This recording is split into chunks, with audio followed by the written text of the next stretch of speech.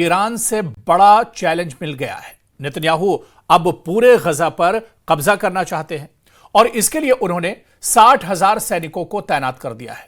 तो दूसरी तरफ ईरान ने ऐलान कर दिया है कि उसके पास नई और ज्यादा खतरनाक मिसाइलें आ चुकी हैं। सवाल है कि क्या गजा को लेकर ईरान और इजराइल के बीच नया युद्ध होने जा रहा है? यह रिपोर्ट देखिए।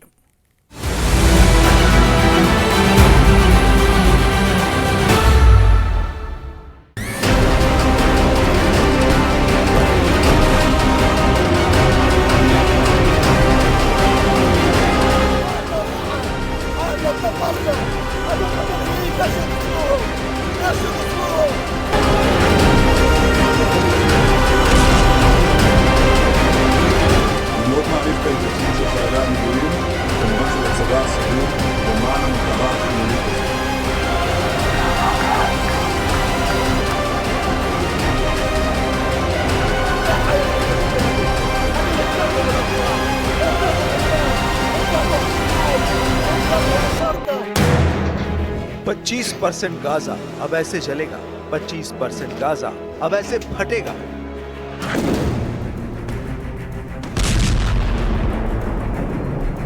इजराइल ने अपना इरादा साफ कर दिया है क्योंकि गाजा को जलाने वाला ऑर्डर जारी कर दिया गया है।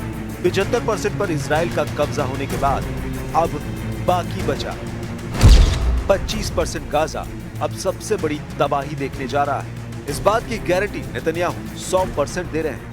नेतन्याहू ने बता दिया है कि हमास से बंधकों को लेकर डील हो या फिर ना हो, अब पूरे गाजा पर चढ़ाई करने का वक्त आ चुका है और वो इससे पीछे नहीं हटेंगे।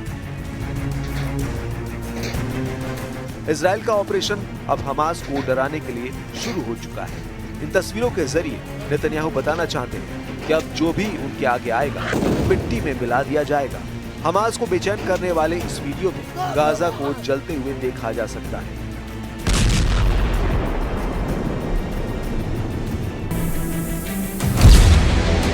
नेतन्याहू गाजा पर 100% कब्जा करना चाहते हैं, यानी पूरा का पूरा गाजा। अभी इजराइल का गाजा के 75% इलाके पर कब्जा है और 25% ऐसा इलाका है जहां गाजा के करीब 20 लाख लोग टूटी फूटी इमारतों और टेंट में रह रहे हैं।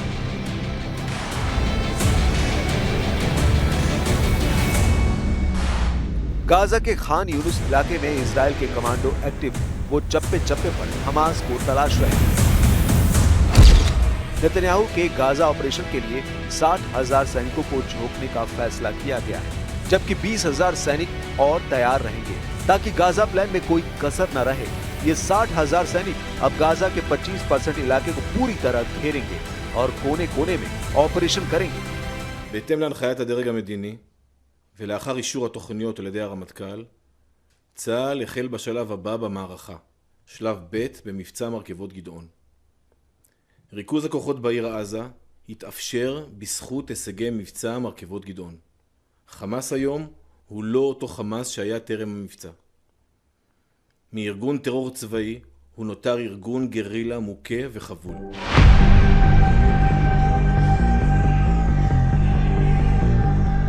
इजराइल की सेना तैयार है, लेकिन नेतन्याहू के गाजा प्लान का इजराइल की पब्लिक के बीच विरोध तेज हो गया है। ये लोग चाहते हैं कि युद्ध खत्म हो जाए, हमास से डील की जाए और बंधकों को वापस लाया जाए। और अगर ऐसा नहीं हुआ तो बाकी बचे 22 बंधकों की भी जान चली जाएगी। इस तरह के प्रदर्शनों में लोगों की डिमांड बहुत साफ है।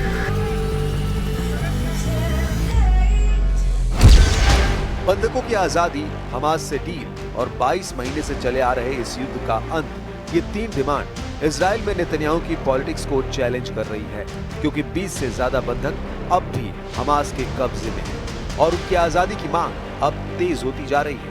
साथ में गाजा युद्ध को खत्म करने की मांग है, जिसमें 62,000 से ज्यादा लोगों की मौत हो चुकी है, जबकि नेतन्याहू ने गाजा पर फाइनल चढ़ाई का अपना फैसला और तेज कर दिया है।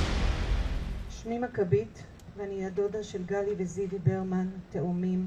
גייסו היום עוד עשרות אלפי מילואימניקים למשימה בלי תכלית. משימה שמסכנת את היקרים שלנו ומסכנת את החיילים. אין לחללים עוד זמן, הם עלולים להיעלם עם התקדמות הלחימה. האחריות על גורלם של גלי וזיוי וכל החטופים והחטופה היא רק על מקבלי ההחלטות.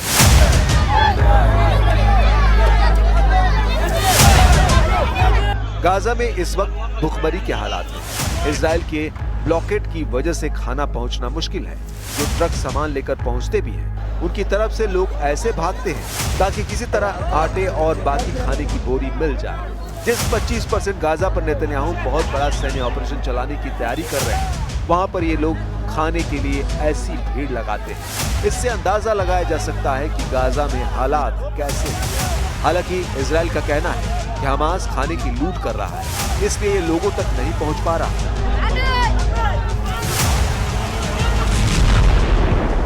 हालांकि इजराइल की बमबारी जारी है और ये बम उस 25% इलाके में फट रहे हैं जहां पर 20 लाख लोगों की आबादी सिमट कर रह गई है।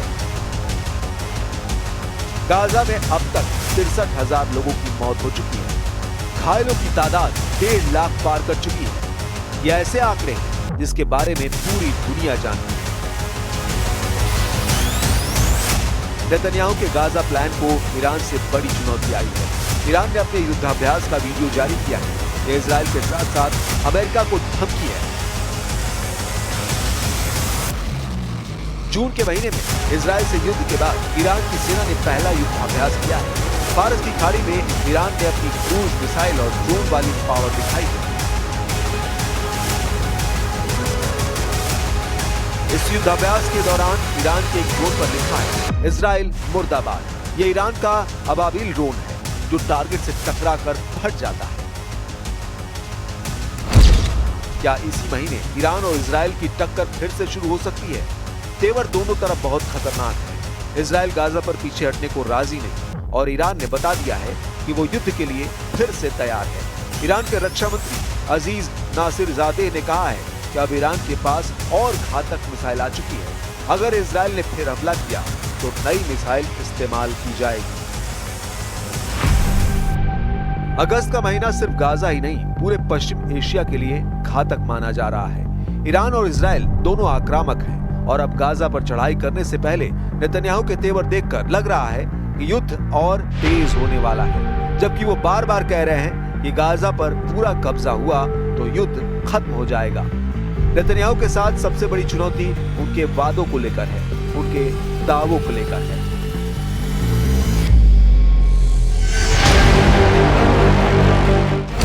नेतन्याहू ने फरवरी 2024 में कहा था कि दक्षिण गाजा में रफा पर कब्जा किया तो युद्ध कुछ हफ्तों में खत्म हो जाएगा। मई 2024 में इजराइल ने रफा पर कब्जा किया, लेकिन अब हाल ये है कि 2025 कुछ महीनों बाद खत्म हो जाएगा और युद्ध अभी भी जारी है। शुरू में नेतन्याहू के गाजा प्लान का वहां के सेनाध्यक्ष लेफ्टिनेंट जनरल याल ज़मीर ने विरोध किया था, लेकिन अब वो अपनी फौज लेकर तैयार है और नेतन्याहू का वॉर कैबिनेट लगातार पूरे ऑपरेशन की कमान संभाले हुए है। वैसे नेतन्याहू को अपने गाजा प्लान को लेकर ट्रंप का सिग्नल मिल चुका है। ऐसा कहना गलत नहीं होगा, क्योंकि एक बड़ा ग्राउंड ऑपरेशन तब तक इजराइल के लिए मुमकिन नहीं जब तक उसमें अमेरिका मदद न करे। गाजा में आने वाले दिनों में क्या हो सकता है, इसलिए डोनाल्ड ट्रंप और बेंजामिन नेतन्याहू एक प्लेटफॉर्म पर ही नजर आ रहे हैं। जब डोनाल्ड ट्रंप की प्रवक्ता कैरोलिन लीविट से सीज फायर को लेकर सवाल किया गया तो उन्होंने कहा कि हमास युद्ध विराम पर इसलिए राजी हुआ है क्योंकि ट्रंप भी यही चाहते हैं। There was a ceasefire proposal put forward by both Qatar and Egypt. Hamas accepted it on Monday. Israel has yet to officially weigh in. I'm wondering if the U.S. was at all involved in it, if it's supportive of it, and whether or not the president believes Israel should accept it. I don't think it's a coincidence that Hamas accepted this proposal after the President of the United States posted a very strong statement about this conflict on Truth Social yesterday. I would refer you back to that statement. As for this proposal that Hamas has now accepted, the United States continues to discuss it, and I'll let the President weigh in on it definitively. कुल मिलाकर Gaza में जिस तरह के हालात बन रहे हैं, उसे पूरे इजराइल के लिए भी घातक माना जा रहा है। खासकर नेतन्याहू की जिद को अब इजराइल में ही चैलेंज मिलने लगा है। उन पर अपने राजनीतिक करियर को चमकाने के लिए इजरायली बंधुओं की जान खतरे में डालने का आरोप लगा है। गाजा प्लान को लेकर नेतन्याहू ने घेरा भी हुआ है और वो घिरे भी हुए हैं। और इसीलिए कहा जा रहा है कि इजराइल उबलते हुए ज्वालामुखी के मुहाने पर बैठा हुआ है। चीन ने भी कह दिया है कि इजराइल के ऑपरेशन पर उसकी पूरी नजर है।